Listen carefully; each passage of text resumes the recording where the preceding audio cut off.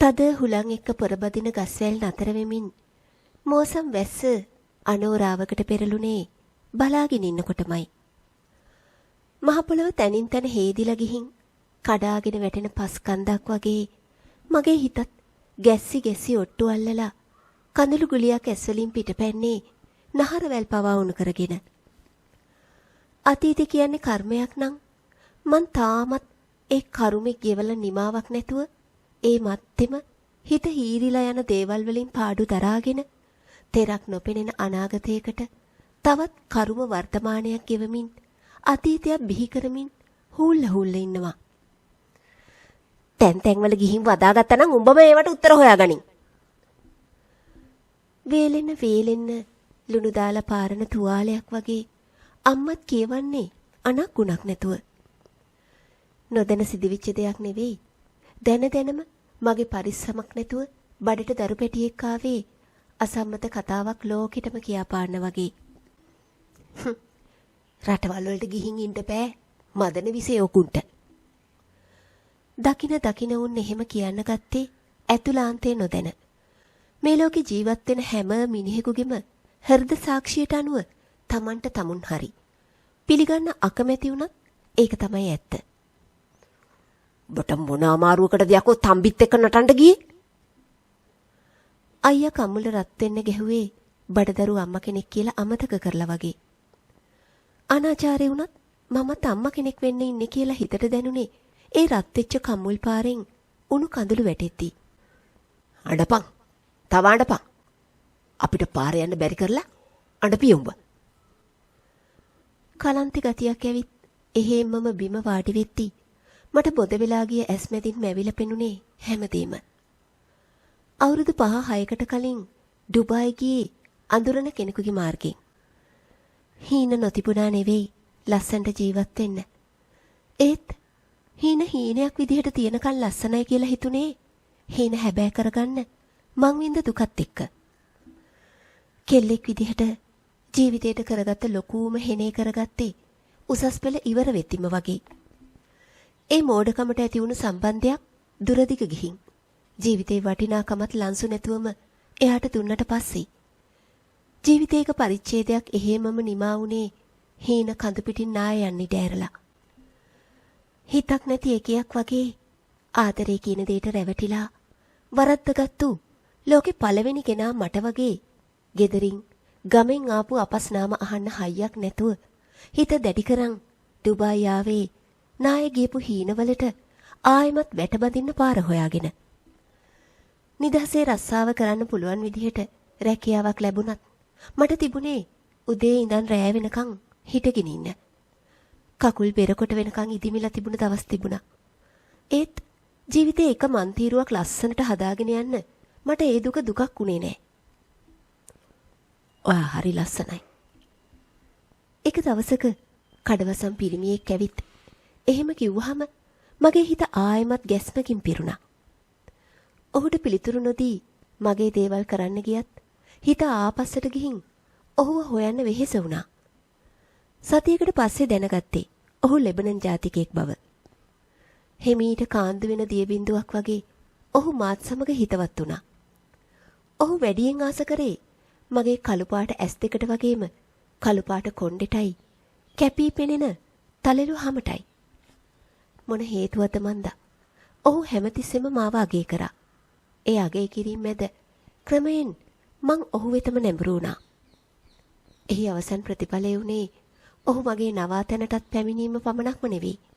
ප්‍රේමාන්විත ලෙසින් අනුරාගී හෝරාවන්ටත් ඉඩ දීමයි. බරක් නොදැන ජීවිතය හිතාමතාම වරද්දගත්තද මන්දා. මට සිද්ධ වුණේම සිද්ධ නොවිය යුතු දේවල්. මාස 3ක් විතර අපිට අපි ඇබ්බැහි වෙලා ඉන්න පටන් ගත්ත එකේ අවසානයේ වුණේ දරුවෙක් බඩට ආපු එක. අපි එයාව නැති කරමු. ඔහු එහෙම කිව්වේ අහක බලාගෙන. ඒත් මගේ පපුව හෙල්ලිලා ගියා. මට බෑ. එහෙනම් ඔබ ඕන දෙයක් කරගනින්. ඒ කඩවසම් රුව ගිනියම් වෙලා. ඔහු එතකොට මට මවාපෑවේ බොරුවක්ද? ඔව්. ජීවිතේ දෙවෙනි වතාවටත් රැවටුණා.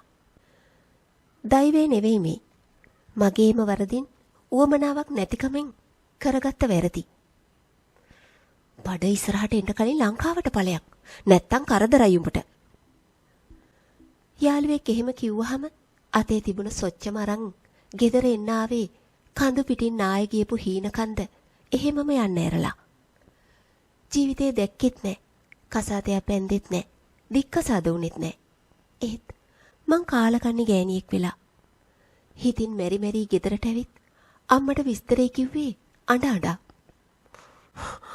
පොට බැල්ලි උඹ ඊට වැඩිය හොඳයි මැරුණා නම්. උඹ මගේ බඩින් වදාගත්තේ කියද්ද කියලා හැකයියකෝ.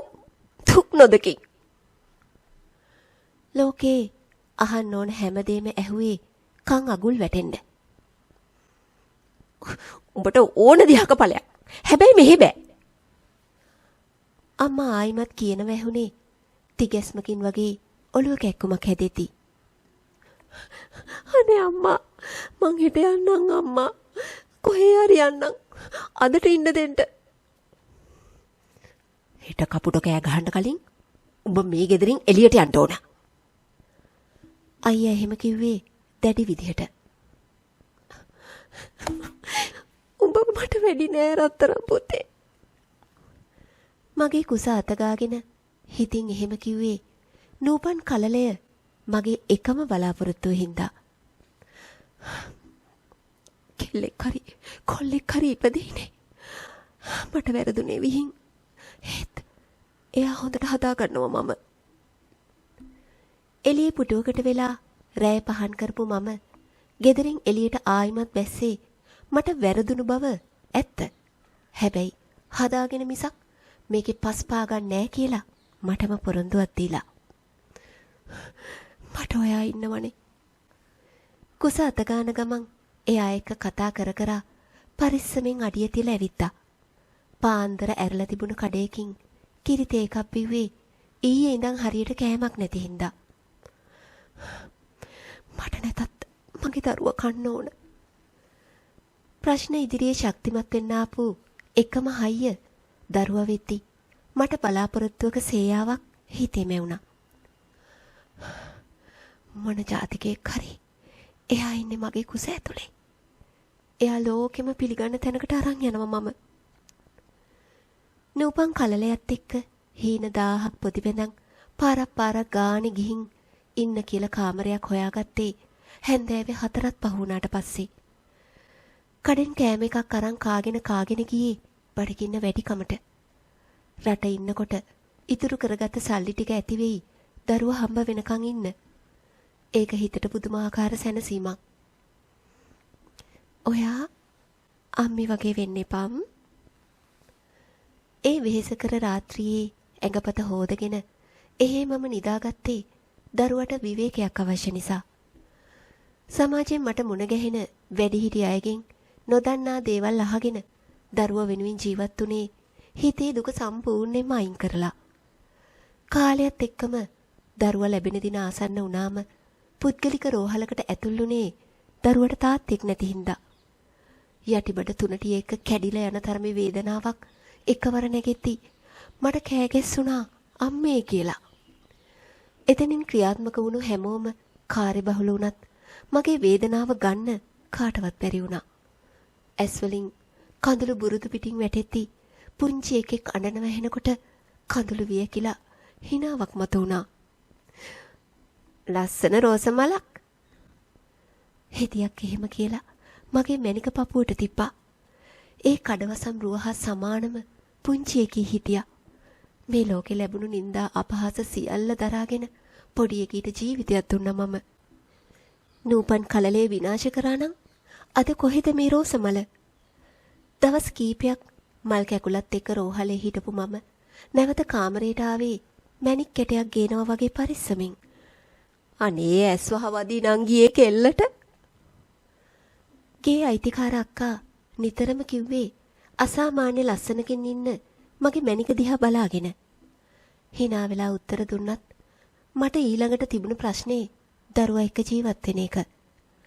තවත් මාස 2-3ක් ජීවත් වෙද්දී සල්ලි ඉවරෙටම ඉවරයි. එතනින් පස්සේ මොනවද කරන්නේ මම? මොන දේ වුණත් සතුටින් ඉන්න ඕන. එහෙම හිතුවේ දරුවා කිරි උරන හින්දා. ශ්වේතා මන්දාකිනී කියලා නම දාපු මගේ මැනික දිහා බලාගෙන ඉන්නකොට දැනෙන්නේ භාවනාවක් වගේ. රස්සාවක් කරන්න ගියත් දරුවා කොහේ තියලා යන්නද? මගේ ළඟ තරම් ආරක්ෂාවක් කොහෙද? ශ්වේතට මාස 3ක් වෙනකම්ම මං කල්පනා කරා. උත්තරයක් හොයාගන්න බැරිම තැන සතියන්ත පත්තරයක් ගෙනත් බැලුවේ රස්සාවක් හොයාගන්න. කුඩා දරුවෙක් බලා ගැනීමට කාන්තාවක් අවශ්‍යයි කියලා තිබුණු තැන්වීමකට කතා කරලා බැලුවේ ඇත්තම කියලා මගේ දරුවත් අරගෙන ගිහින් බලා ගන්න හිතාගෙන. දරුවෝ දෙන්නේ බලා ගන්න මට පුළුවන්. එහෙනම් අනිද්දාට එන්න විස්තරයක් කතා කරගන්න. හිතට යාන්තම් සහනයක් ආවා වගේ දැනුණා. මං කෑවොත් නේ යාට කිරි දෙන්න පුළුවන්. එහෙම හිතලා පෝෂ්‍යදායක දේවල් කෑවත් ජීවත් වෙන්න මාර්ගයක් නැති හින්දා රස්සාවක් කරන්න ඕන දැන්. අදාළ දවසාවම දරුවත් අරගෙන ත්‍රිරෝද රථයකින් ගියේ රස්සාව බලන්න. හොඳයි. අපි මාසයක් බලන්නම්. ඔයාට ওই දරුවෝ දෙන්නගේ වැඩ කරන්න පුළුවන්ද කියලා. හා මැඩම්. මාස 4ක දරුවෙක්ගේ මැඩම්ට හිටියේ. හැබැයි මේ දරුවා අංක 1 වෙන්න ඕන. අඩුපාඩුවක් වෙන්න බෑ. හොඳයි මැඩම්. හිතට ආපු සැනසීම එක්ක ශ්වේත අරන් ආපහු කාමරේට ආවේ වැඩට එන්න කිව්වේ අනිත නිසා. දරුවයි අරන් යන බඩු සේරමයි බෑග් එකකට දාගෙන ලෑස්ති කරගත්තා. අවල මේ යනවට වඩා නම්බුයි නං ගියේ දරුවට උගන්නලා ලොකු කරන්න වැඩකාරකම් කරන එක. දැන් අය එහෙම කියද්දී මට මං ගැන සතුටුයි. හම්මිත් එක්ක ගොඩාක් දුක් විඳින්න වෙයි රත්තරම් පැටියෝ. හැබැයි මගේ මැනික පරිස්සම් කරනවා ඇස් දෙක වගේ මම. ශ්වේතගේ ඔළුව අත ගෑවේ ආදරෙන් එහෙම හිතාගෙන. ඒක තේරිලාද මන්දා කිරි කැටි අත වීසි කරමින් කෙලබෝල විසික් කරේ hina වෙන්න වගේ. පාන්දර ත්‍රිවිල් එකක ශ්වේත අරගෙන ගියේ වැඩ කරන ගෙදරට. උදේම ආවද? හරි එන්න. කරුණාවෙන් ඇය කීවේ කෙල දිහා බලාගෙන. මැඩම්ගේ දරුවගේ වැඩ කටයුතු 1000ක් විතර පවරලා වැඩට යන්න කියලා ගියේ බයක් නැතුව මගේ ළඟ දාලා. ඒ කැමරා තිබුණු නිසා වෙන්නේ නැති.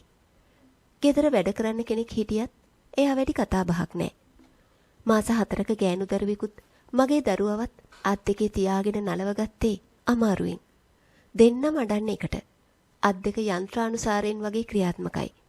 පුංචි උන් නිදාගත්තම රෙදි හොදන්න වනන්න මදින්න වැඩ කෝටියක්. බඩට බත් ටික කන්නේ 3-4 ගමනක් අත හොද. හිතට වගේම ගතටත් පුරුදුනේ වැඩ ටික ඉක්මනින්ම. දින සති ගෙවෙමින් යද්දි මාසයක් පහුුනේ ඊයක වේගෙන්. ඔයාගේ වැඩ නම් හොඳයි. කැමති නම් දිගටම ඉන්න පුළුවන්.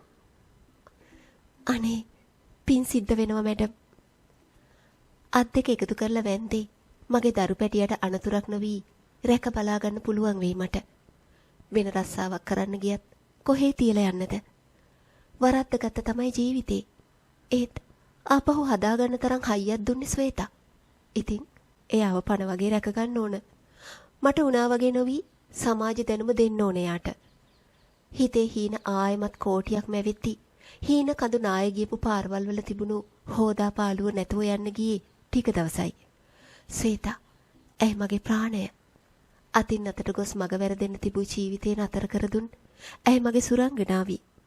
ඉතින් මං ඇයව රැක ගන්නවා මලක් වගේ. ඉරි තැලුණු හිතට සහනයක් වුණු පුංචි රෝස මල මගේ ශ්වේතා. බලාපොරොත්තු නැති ජීවිතයක අර්ථයක් නැහැ. හැබැයි අහම්බෙන් හරි බලාපොරොත්තුවක සේයාවක් එබිකම් කරද්දි ජීවත් වෙන්න බෑ කියලා හිතෙන තප්පර අමතක කරවමින් ජීවත් වෙන්න ආසාව වැඩි වෙන්න හේතුවක් වෙනවමයි. ඉතින් ජීවත් වෙන්න නම් පුංචි බලාපොරොත්තුවක් හරි තියාගන්න. එතකොට ජීවත් වේවි අනිවාර්යෙන්.